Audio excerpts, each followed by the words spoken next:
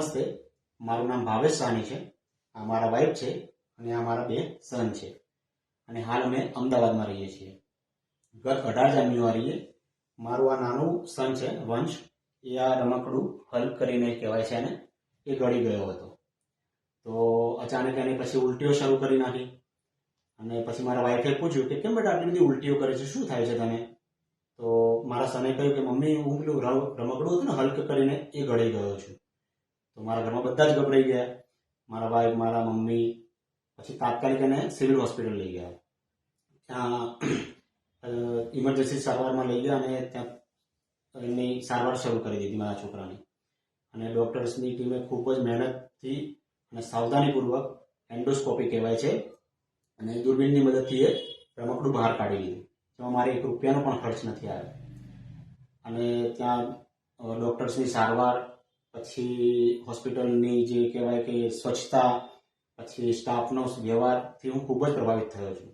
આથી હું સૌને નમ્ર વિનંતી કરું છું કે આજે કોઈ પણ મેડિકલ સારવારની જરૂર હોય તો ચોક્કસથી સિવિલ હોસ્પિટલ જવાય. અને બીજી મારી નમ્ર વિનંતી એ છે તમામ મા બાપને કે આજે નાના બાળકને આવા નાના રમકડા ક્યારેય રમવા ન આપશો. કારણ કે આજે મારાથી જે ભૂલ થઈ ગઈ છે અને મારા બાળકને જે વીતી છે કે આજે બીજા કોઈ બાળક સાથે ના વીતે, એના માટે હું કહું છું. આભાર. 18 જાન્યુઆરીએ સિવિલ હોસ્પિટલમાં અજીબો ગરીબ કિસ્સો જોવા મળેલો. એક બાજુ ઇન્ટરનેશનલ વર્કશોપ ચાલે અને એક 1.5 વર્ષનું બાળક એની માતા પિતાના કહેવા પ્રમાણે જે રમકડું આવે છે, એકચ્યુઅલી જેને હલ્ક કહે છે, એ આખેને આખું ગળી ગયું. એમને એવો ડાઉટ હતો કે મારું બાળક આ ગળી ગયું છે. નવાઈની વાત એ છે કે એક્સરે કર્યું તો એમાં પણ આપણને એક સંપૂર્ણ હાથ પગવાળું એક રમકડું એક્સરેમાં પણ દેખાય છે. અને એને પછી એન્ડોસ્કોપી કરવામાં આવી કે અપર જીઆઈ એન્ડોસ્કોપી કરી તો હોજરીની અંદર આખું રમકડું, જેને માથું, હાથ પગ, ધડ, એટલે કે સંપૂર્ણ રમકડું બાળક ગળી ગયેલું. ખૂબ ડિફિકલ્ટ હોય છે કારણ કે મોટી સાઇઝનું રમકડું નાના બાળક 1.5 વર્ષના બાળકના અન્નનળીમાં થઈ અને જે અન્નનળી હોજરીનો વાલ ક્રોસ કરી અને હોજરીમાં હતું. અને જો ત્યાંથી આગળ નીકળ્યું હોત, કારણ કે સાઇઝના હિસાબે હોજરીના મુખમાં ફસાઈ શકે, આગળ જાય તો આંતરડામાં પણ ફસાઈ શકે. પરંતુ અમે એને સફળતાપૂર્વક કાઢી દીધું. 19 તારીખે સાંજે એક્સ્ટ્રોફીનું કામ પત્યું પછી આને ઇમરજન્સીમાં લઈ.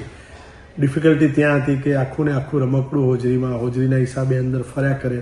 નાનું ડેલિકેટ ઇન્સ્ટ્રુમેન્ટ જે આને પકડવા માટે ઘણીવાર સક્ષમ ન હોય.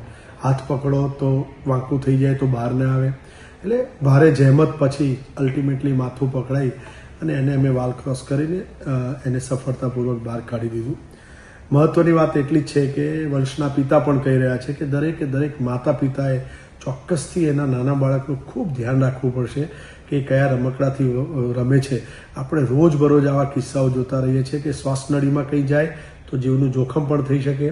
અન્નનળીમાં જાય તો મેજોરિટીમાં કિસ્સામાં વાંધો નથી આવતો, પરંતુ એ જ્યારે ફસાય, આંતરડામાં ફસાય, ઇન્ટેસ્ટિનલ ઓબ્સ્ટ્રક્શન થાય, ખાવા પીવાનું ન ખાઈ શકે, આવી બધી પરિસ્થિતિની અંદર થોડાક દિવસ પહેલાં પણ સિક્કો બહાર કાઢવામાં આવેલો. એટલે કે આવા કંઈક ના કંઈક ફોરેન બોડી ઇન્જેક્શન અથવા એસ્પિરેશન અન્નનળીમાં જાય કે શ્વાસનળીમાં જાય, આવા નાના બાળકોમાં કિસ્સા જોવા મળે છે. આની ઉંમર માત્ર 1.5 વર્ષની હતી. સારું છે કે આપણી પાસે સિવિલ હોસ્પિટલના પીડિયાટ્રિક સર્જરી વિભાગમાં નાના બાળકો માટે અપર જીઆઈ એન્ડોસ્કોપીની ફેસિલિટી અવેલેબલ છે અને એના થકી આપણે એને એની સેવા પ્રદાન કરી શક્યા અને બાળક હસતું રમતું ઘરે ગયું. ફરીથી આપ સૌ માતા પિતાને એટલી વિનંતી કરીશ કે આપણું બાળક શેનાથી રમે છે, શું કરે છે, મહેરબાની કરીને ધ્યાન રાખો. 5 વર્ષનું ન થાય, જાતે સમજનું ન થાય ત્યાં સુધી અમુક વસ્તુઓ જે ફોરેન બોડી તરીકે જઈ શકે એવા દણા ચણા કે બેટરી કે રૂપિયાના સિક્કા કે પછી આવા રમકડા જે નાના હોય, જે મોઢામાં મૂકી અને બાળકો રમતા હોય છે, ત્યારે ચોક્કસથી એના ઉપર ધ્યાન રાખો, જેથી કરીને આવી ઇમરજન્સીમાં આપણે સપડાવું ન પડે. અને આપણે ચોક્કસથી કહીશું કે સિવિલમાં આવશો તો આપણને સેવા પણ મળી રહેશે, 1 પણ રૂપિયાનો ખર્ચ પણ નહીં થાય, પરંતુ બાળકને જીવમાં જોખમ ન થાય એના માટે માતા પિતાએ ચોક્કસથી ખૂબ વધારે સાવચેતી રાખવાની જરૂર છે. માં motor driving, safe and sure driving. Driving એ શોખ સાથે આપની મોટી જવાબદારી પણ છે. અમારા ઇન્સ્ટ્રક્ટર દ્વારા સચોટ અને સરળ માર્ગદર્શન. આપની રોજની તાલીમની માહિતી મેળવીને શું અધુરાશ છે એના ઉપર પૂરું ફોકસ કરાય છે.